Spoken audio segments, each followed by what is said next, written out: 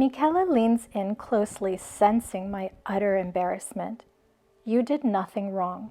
You trusted your eyes, just as you've been taught to. But maybe now it's time to trust the things you cannot see and instead know them to be true. I feel her empathetic words buried deep into my soul.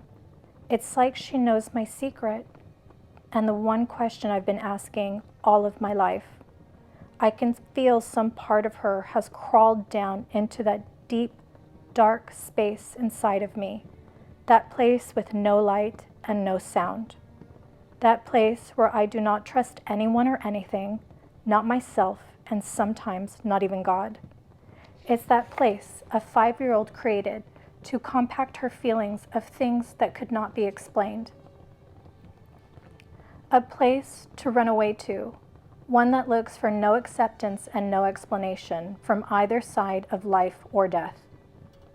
It's a place between worlds, words, and breaths. It's a place where I am most free. There, in this place, I do not wish to know myself, nor my demons or divinity. A place where love has not yet broken me or confronted me with impenetrable pain. Innocence cannot be taken, nor damnation awarded, because they do not exist here. Maybe it's the place I was born. It may possibly be the place where I will die, but I am certain it is the only place inside of my being that is real. And in this moment, I feel as if Michaela has somehow witnessed this sacred space. Mr. Vinci glances at Luca and Michaela, and then looks down at his feet, before he looks back up at me. Ellie, would you be so kind to follow us back into the sitting room? He asks. I happily oblige, relieved to be tempted away from my thoughts.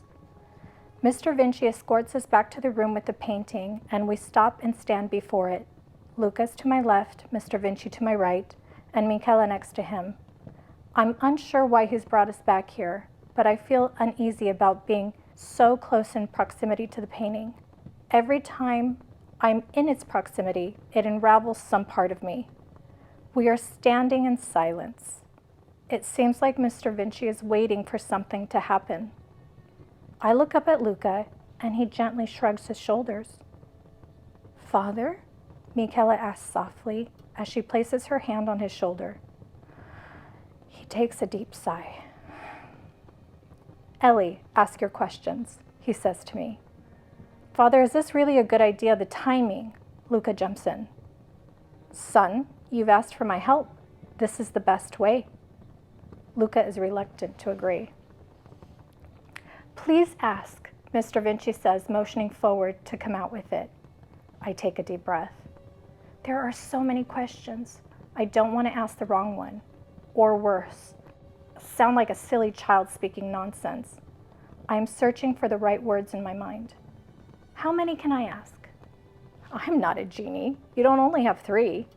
Although I must say, they are one of my better creations. He seems delighted with himself. You can ask as many as you like, as long as they do not have to do with your family. I cannot break that agreement. That just eliminated about 90% of the questions in my mind.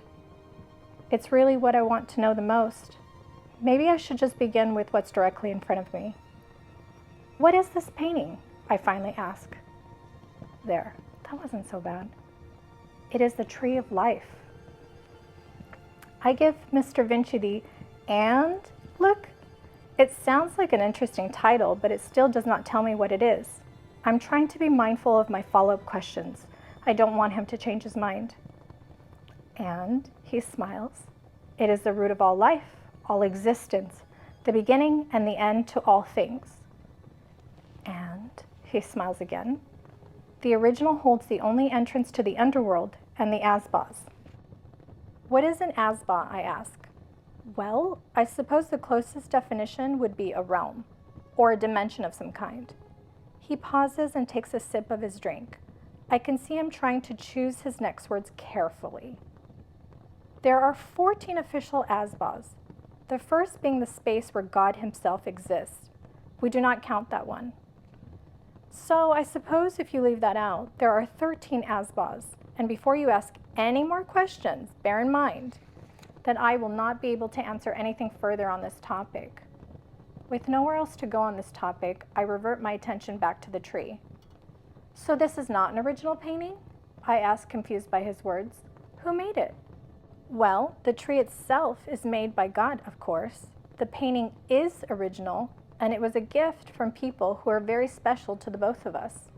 Who? I ask abruptly. He shakes his finger. That must mean the answer is connected to my family, and he won't answer it. Okay, I'm starting to understand how this game works. What is it made of? The canvas is tightly woven celestial hair. Extraordinary, isn't it? Simply a painter's dream. He stops himself and realizes he's gone off topic. There is also fairy gold in the painting, better known as Sibyls gold. Fairy? Is that a homonym for something? No, I mean quite literally the magical creatures. He pauses. Well, not exactly the same. The fictional ones you've seen in animation or cinema are not quite right. Loads of silliness with those. Silliness, I mumble to myself as I try to let his words absorb into my mind. He's starting to sound about as batty as my Aunt Silva. Maybe they did the same kind of acid together when they were young. A million new questions start running through my mind, but there is one that I need to ask above all. Mr. Vinci, I've been feeling strange vibrations, randomly, I say as I look at Luca. Ever since I laid eyes on this painting, I always feel them when I'm nearby. Do you feel it now? Well, there's always something, but no, not like usual. Is it because you're here, because you're standing so close to me? Yes, you're a smart girl. Why don't you trust your intuition? Mostly because it's broken. They all chuckle. Well, we'll have to see about fixing that. He turns gently and takes a seat and looks as if his worries have settled. The vibrations, the blackout, what is it? I ask, desperately pleading for an answer. My darling girl, give me your hand. Let me have a peek, he says as he reaches for my hand. My chest goes into a one-beat convulsion. Our bodies connect. We are standing face to face. My heart starts to beat in sync with his. We hold hands tightly as if we cannot break free from one another even if we try. There is utter silence. No oxygen. There is only light that surrounds us. It is not blinding like the one before. This one is soft and peaceful. I can see every fiber and particle in the air as I look around. Where are we? I ask unafraid, surprising even myself. This cannot be possible, Mr. Vinci replies with strain in his voice and fear in his eyes. Do not let go of my hand, Ellie. Then, like lightning, there are flashes tearing through my mind, the most unimaginable images I've ever seen, things I recognize and things I do not. The tree of life, heaven, hell, magical worlds, angels, demons, strange creatures, constellations, planets, Michele, the lady at the festival, my grandmothers, Zeus, Greece, magic, stars, angels, Egypt, Cleopatra, kings and queens of all times throughout history, the Middle East, Jesus, Mary, Rome, Vikings, the Middle Ages, Asia, Africa, India, the Americas, North Pole, South Pole, sporadic islands, de Medici, Leonardo da Vinci, Michelangelo, Notre Dame, Napoleon, Freemasons, Native Americans, Washington, slaves, Lincoln, Edison, Einstein, World War I, poverty, hunger, Churchill, World War II, war after war, dictators, presidents, prime ministers, current leaders, future leaders, many religious leaders throughout the globe, my family, Luca, mythical creatures, endless faces and places I do not recognize. Then suddenly, a single child. Infinite space, war and peace, followed by images I cannot identify. I can feel my chest begin to choke for air, and then